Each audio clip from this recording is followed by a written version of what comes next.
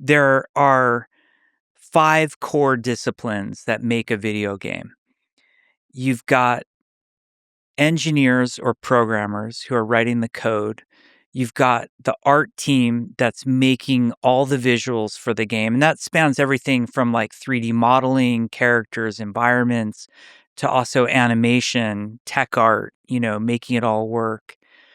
You've got game design, which some companies don't have design. The artists and the engineers do it. Valve famously has very few designers because everybody there is a designer.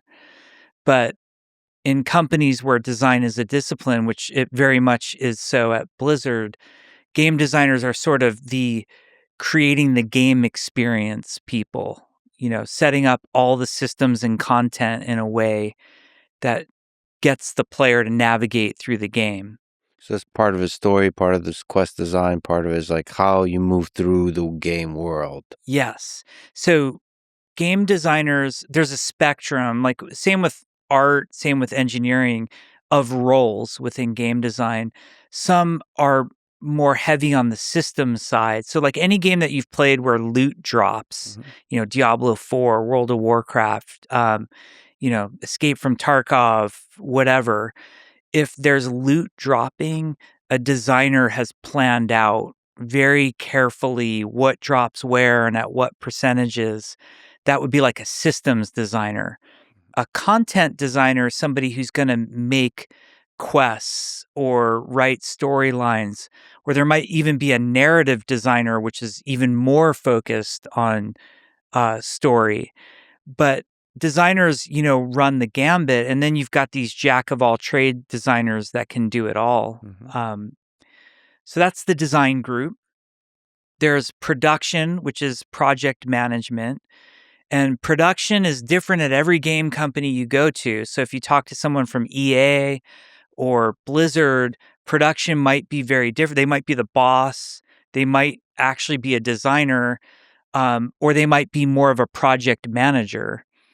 And then one of my favorite disciplines on a game team that's often overlooked is sound and, audio, which is comprised of the sound designers and composers.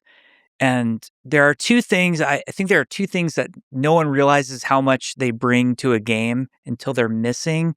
And that's audio and lighting. Because most of the time we're playing without these things and it just feels a little off and wrong. And when you have a great lighting artist or you have a great composer or sound designer, the experience, you're just tapping into these senses that you wouldn't otherwise. But that's who comprises the game team. As the lighting, all the different kinds of graphics, would that be under the art team? Yeah. Lighting, you're going to have lighting under the art team, but they're going to be best friends with a graphics programmer. Okay. And, like I mentioned with design, there's this wide spectrum. On the engineering team, you have some guys who are like architectural geniuses who are coming up with, the server client model or the networking or whatever. Others are more like gameplay focus. On Overwatch, we had an audio programmer just doing nothing but audio hooks for the audio team.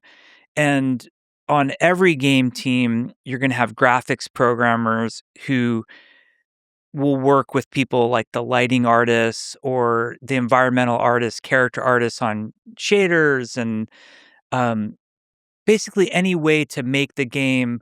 They'll always ask, what's your vision? What are you trying to get it to look like? They'll want an illustration of what should the world look like. And they'll be the ones who say, I know how to write code that will let you do that. So you partner a great graphics programmer with a great lighting artist. And that's actually the creative tension behind games. And what makes game teams so unique is if we were to line them up on some crazy spectrum, on one end, you're going to have the artists who they're creative, dare I say, emotional, they are artistes on that end. And on the other end, you have the most logical, brilliant programmers. who their minds just work very differently from the most creative art. Like Mhm. artists could be sitting, you have a meeting with them and they'll just sit illustrating. If there's any piece of paper, they're Mhm. drawing on it. Um, and programmers, they're just so brilliant and organized in their thinking, and everything's so logical. And then in the middle are people like the sound designers, the game designers, and the producers. They're kind of a little bit in all those fields, but it's the brilliance of taking people who are so vastly different in their interests and talents, but aiming them at that shared goal or that shared vision of the game that, like, really makes something special.